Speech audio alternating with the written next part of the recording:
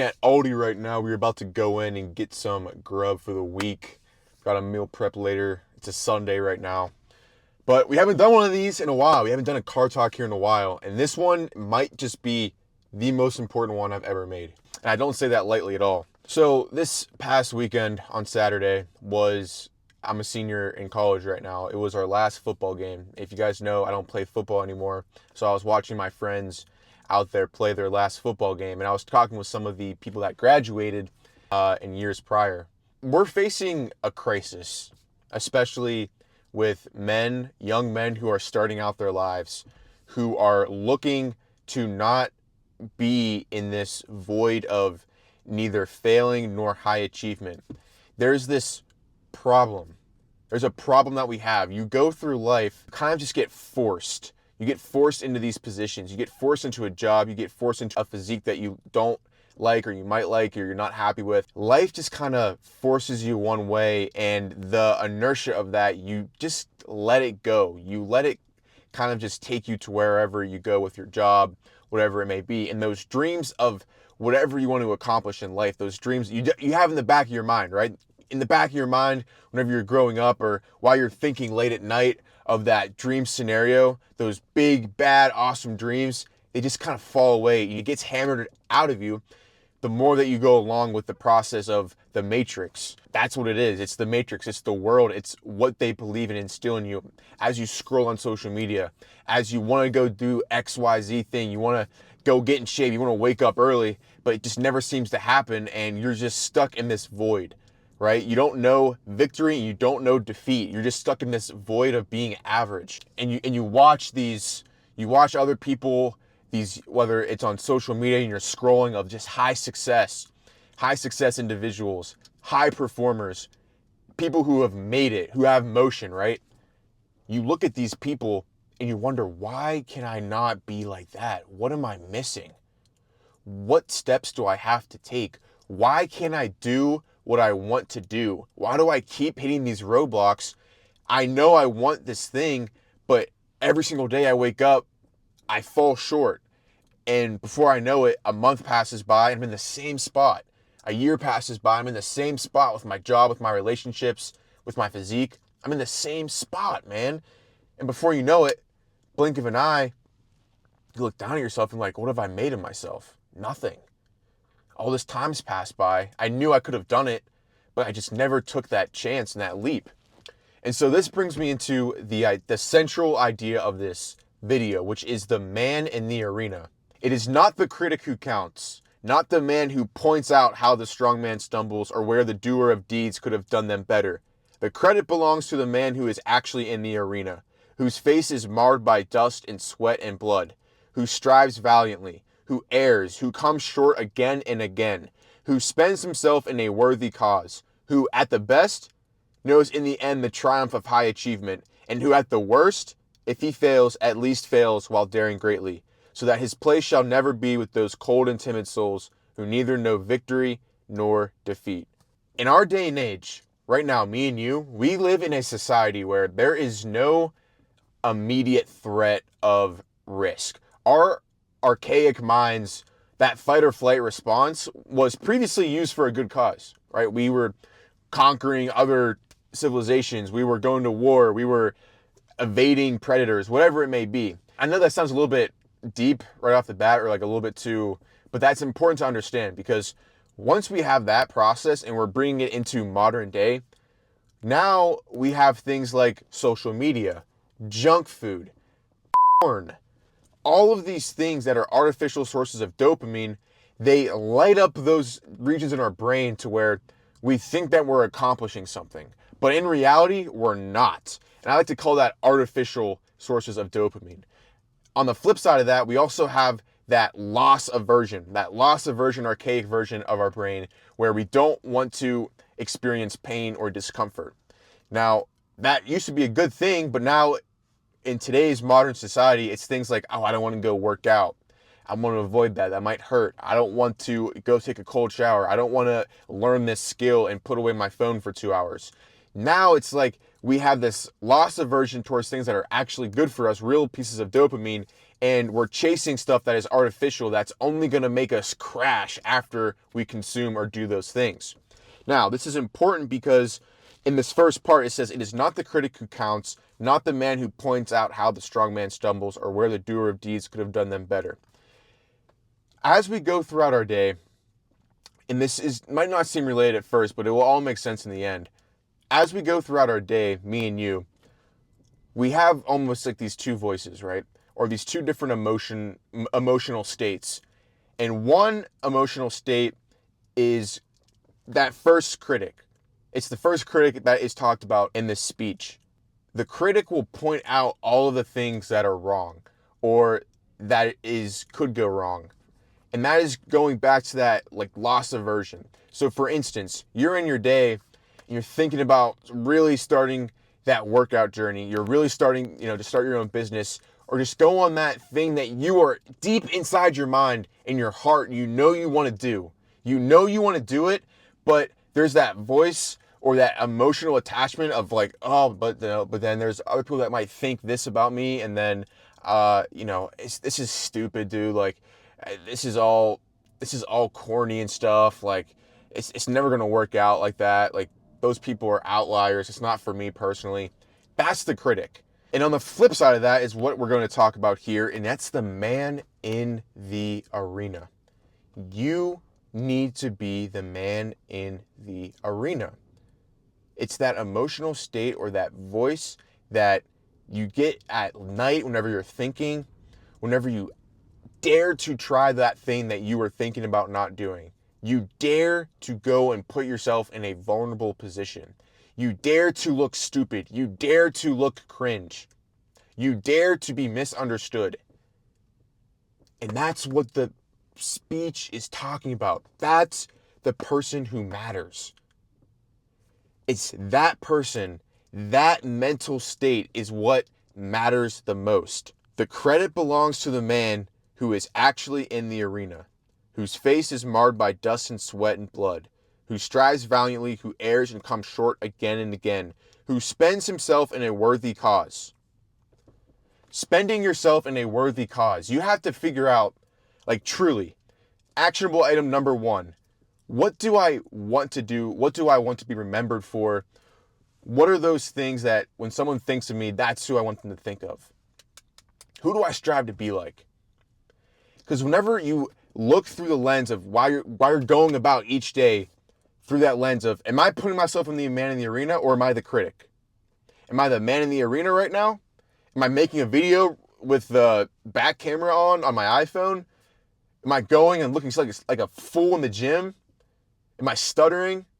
That's what it is. It's erring. It's failing in front of others like you don't care. You're just in the trenches and dust is over you and blood and sweat. Now, if you're boxing, if you're fighting, that might be literal. If you're just locking in, doing your work before you go to work, and you're just pumping out iron, and you're bettering your body, and you're molding your body into someone who can have high energy, who can work on the business after your work, who can generate that dream life that you want, and you're just in the trenches and you're just working through the muck and the grind. That's the person who counts. And it goes back to the whole risk thing. There is no risk. What's the worst that can happen?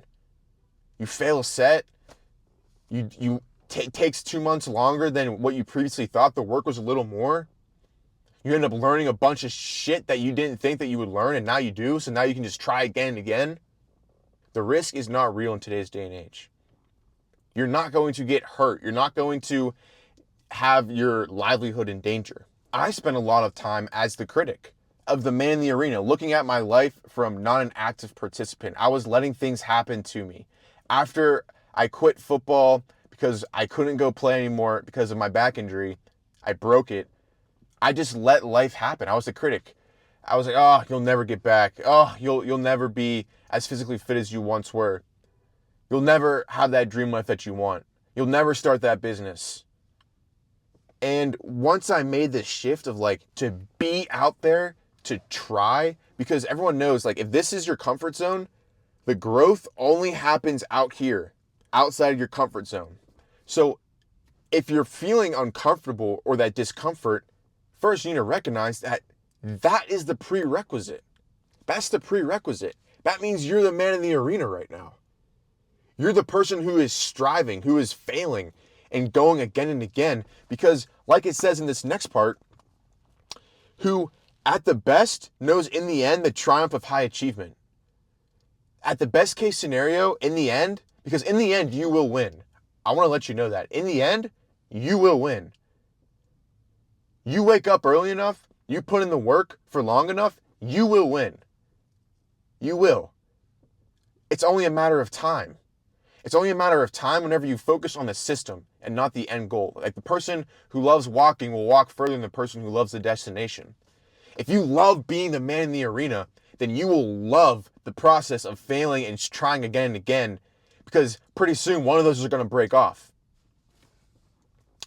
And who at the worst, if he fails, at least fails while daring greatly, so that his place shall never be with the cold and timid souls who neither know victory nor defeat. You think that failing is the worst thing to happen. You think that failing in front of others is the worst thing to happen. Of going and trying and pushing yourself and you come up short. You think that's the worst thing that's going to happen. You think the worst thing that's going to happen is you going and talking to that girl and you getting rejected. Or you filling out that job application and getting rejected. Or you trying to start that business. Or you trying to get that dream physique or that dream life. You think failing at that is the worst that can happen. But there is something worse. And the worst thing that you can do is to be the cold and timid soul who neither knows victory or defeat. You're in the void. You're in no man's land. And that's when you start letting life happen to you and you start being a spectator. Being numb is one of the worst things that you can do. Numbing yourself. For me, it was bad habits like alcohol, nicotine addiction, junk food, all those things, social media scrolling, mindless doom scrolling. And let me be the first to say, I'm not a perfect human at all. These are all things that I have to actively battle with each and every day, just like you. But the thing is, you got to win more than you lose.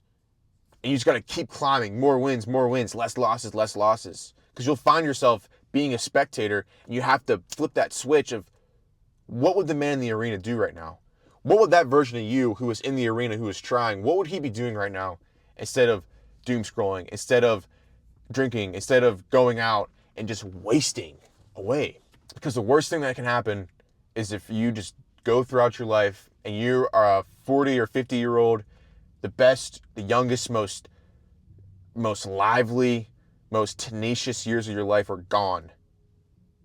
And you just never did a single thing with it. You never tried and you never know what it feels like to either win or to lose because you never tried. That's the worst, is the regret of not knowing. Oh man, what would happen if I was just training for 3 years?